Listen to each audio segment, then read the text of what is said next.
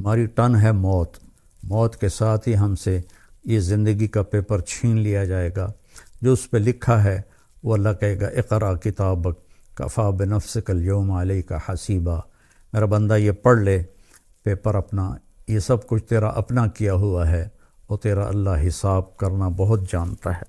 کچھ خوش قسمت ہوں گے جن کے پیپر اچھے ہوں گے وہ جنت میں جائیں گے، کچھ بدقسمت ہوں گے جن کے پیپر برے ہوں گے وہ جہنم میں جائیں گے۔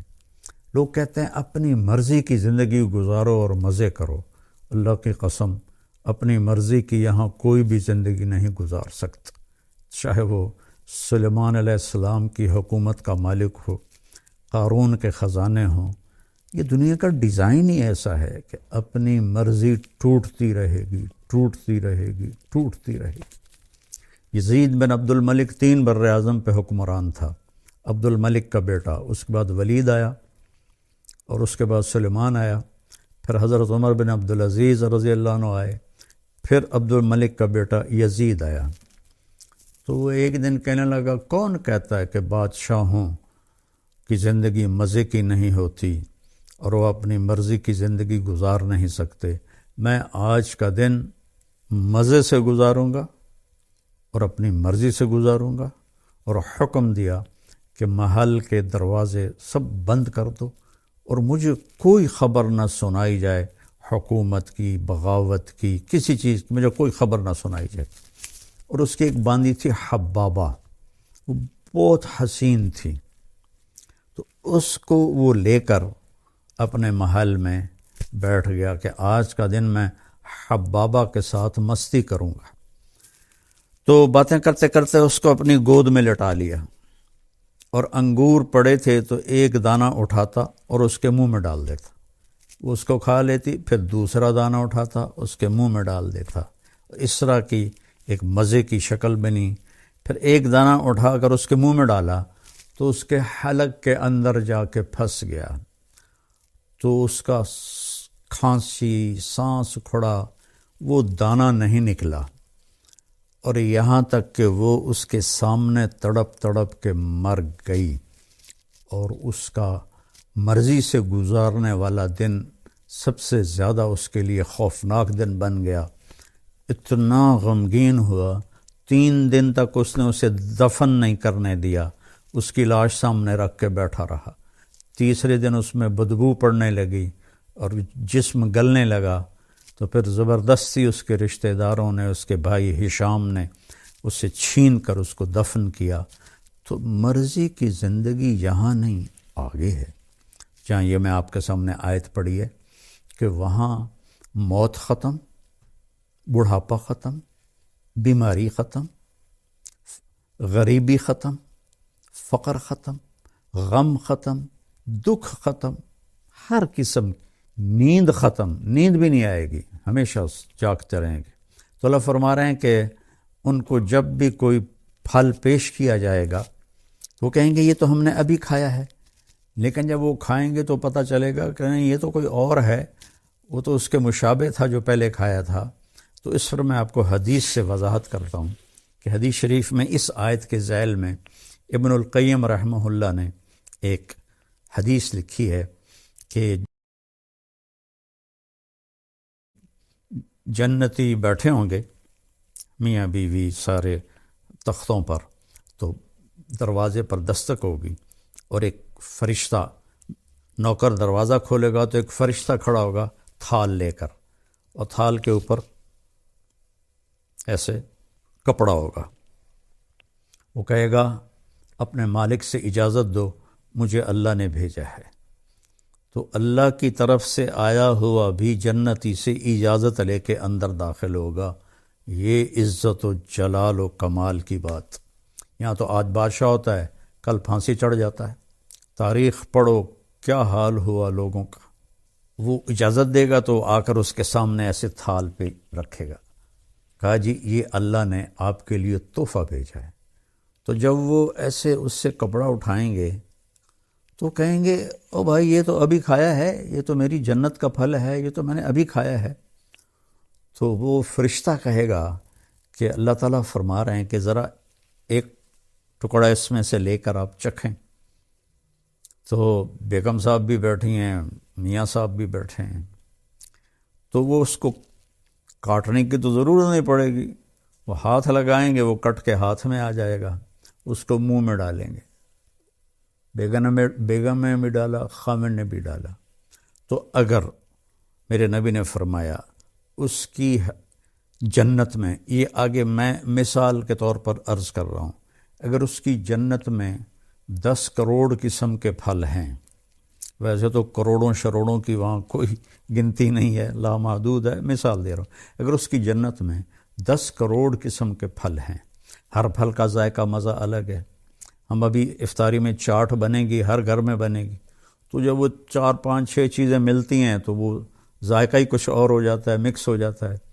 تو جب وہ اس کو منہ میں رکھیں گے تو ان کی جنت میں جتنے پھل ہیں، ہر پھل کا ذائقہ الگ الگ الگ اس ایک لقمے میں اللہ انہیں محسوس کروائے گا، اور پھر آواز آئے گی وَأُتُوا بِهِ مُتَشَابِهًا، میرے بندے یہ اس کے مشابہ تھا، یہ وہ نہیں تھا جو تم کہہ رہے تھے۔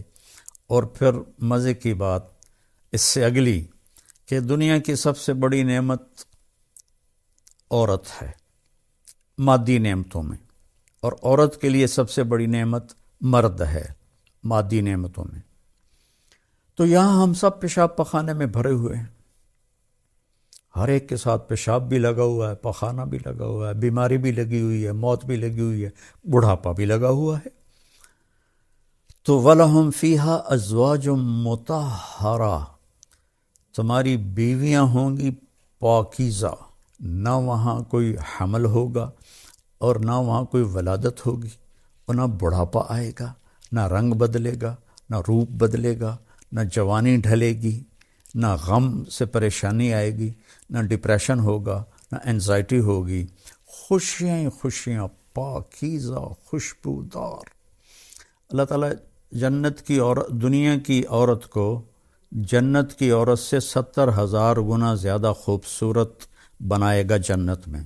اور جنت کی حور کا حسن بتا دوں کہ یہ دیکھیں، یہ میری یہ انگلی کا یہ اس کو فنگر ٹپ کہتے ہیں، فنگر ٹپ، اور عربی میں اس کو بنان کہتے ہیں، اردو میں پورا کہتے ہیں، کہ جنت کی حور کا یہ پورا اس طرح سورج کو دکھا دیا جائے، جیسے لائٹ میرے سامنے ہے، اس طرح دکھا دیا جائے تو سورج اس کی انگلی کے پورے کے نور کے سامنے غائب ہو جائے گا، جیسے سورج کے سامنے ستارے غائب ہو جاتے ہیں۔ تو ایمان والی عورت کا حسن کیسا ہوگا، جو کبھی ڈھلتا ہی نہیں، کبھی ڈھلے گا نہیں، کبھی خواہشیں نہیں مٹیں گی، اب تو یار بوڑھے ہو گئے، اب تو کچھ ہوتا نہیں۔ تو كلما رزقوا منها من ثمرة رزقا قالوا هذا الذي رزقنا من قبل وأتوا به متشابها ولهم فيها أزواج مطهرة وهم فيها خالدون۔ یہ جنت سے متعلق کہ اللہ تبارک و تعالیٰ فرماتے ہیں کہ دیکھو میرے بہن بھائیو، میرے عزیزو، میرے بچوں بچیوں، دنیا آئیڈیل ہوم نہیں، دنیا آئیڈیل لائف نہیں، یہ پیپر ہو رہا ہے سب کا، کسی نہ کسی شکل میں ہم سب اللہ کو امتحان دے رہے ہیں، اور پھر ایک دن یہ پیپر چھن جائے گا۔